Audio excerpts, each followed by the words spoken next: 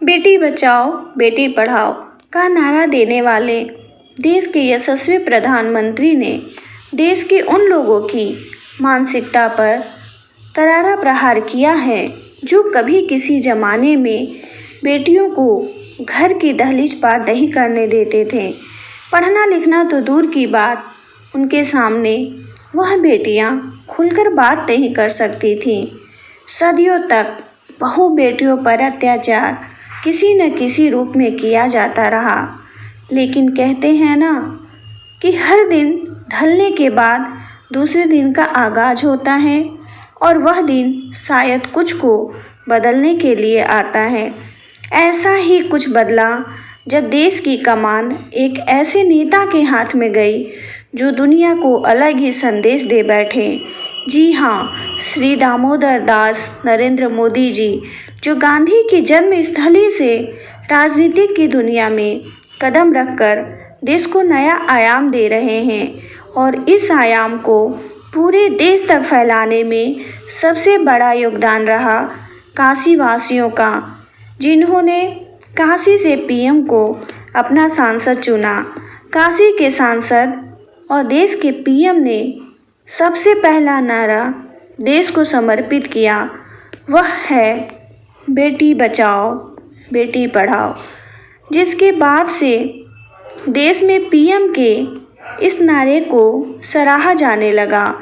वहीं काशी में बेटी बचाओ बेटी पढ़ाओ के अभियान को साकार करने के लिए बाकी एनजीओ ने भी यह रास्ता चुन लिया, लेकिन समय के साथ साथ उनकी ज़मीनी हकीकत कुछ और ही बयां करने लगी।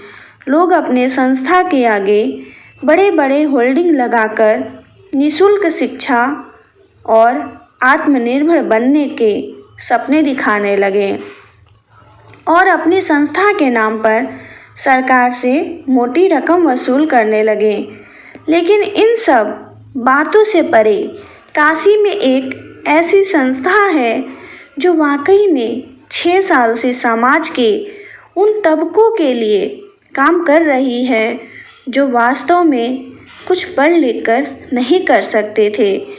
वरुणा किनारे झुग्गी झोपड़ियों में रहने वाले उन गरीब बेसहारों का सहारा बना दीक्षा महिला कल्याण शोध संस्थान की ओनर श्रीमती संतोषी शुक्ला, जिनकी सोच शास्त्री घाट पर किसी कार्यक्रम के दौरान बदली।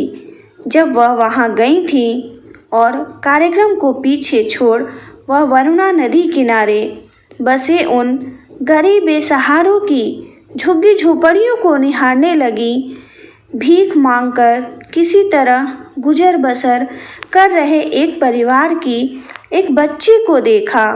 आने जाने वाले लोगों को बड़े स्नेह से देख रही थी और जब संतोषी उसके पास गई तो बच्ची ने पेट को दिखाते हुए इशारा किया।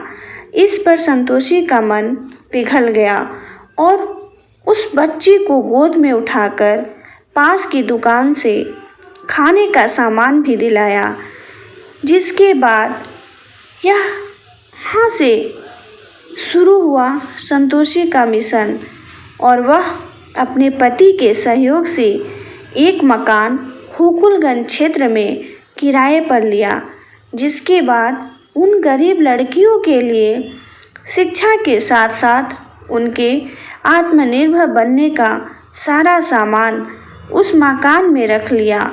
फिर वह हर सुबह उन झुग्गी झोपड़ियों में जाकर उनके माता पिता को समझा बुझाकर बच्चियों को संस्था में भेजने के लिए प्रेरित किया, जिसके बाद धीरे धीरे कुछ बच्चियों की टोली बन गई और वह उनके लिए कुशल शिक्षिका से शिक्षा दिलवाने के साथ साथ हर दिन उनके घरों के लिए अनाज का प्रबंध कराने लगी। इस मुहिम में संतोषी का साथ सिर्फ उनके पति ने दिया, जो हर मौके पर उनके सहयोग में कोई दिक्कत ना आए उसके लिए आय का पूरा ध्यान दिया। आज संतोषी के संस्था में करीब 150 बच्चियां हैं, जो सिर्फ वरुणा किनारे से ही नहीं बल्कि दूर दूर से भी आने लगे हैं। संतोषी की इस मुहिम में ना तो कोई सरकारी मदद मिलता है और ना ही किसी तरह का दान पुण्य। फिर भी संतोषी को इस बात से कोई गुरेज नहीं है, क्योंकि वह किसी के सपनों को उड़ान देने का बीड़ा जो उठा चुकी है। आपको बता दें कि धर्म की नगरी काशी में वैसे तो ऐसे कई संस्था चल रहे हैं जो समाज को रास्ता दिखाना कम, अपनी रोजी रोटी का साधन बनाना ज़्यादा दिखता है।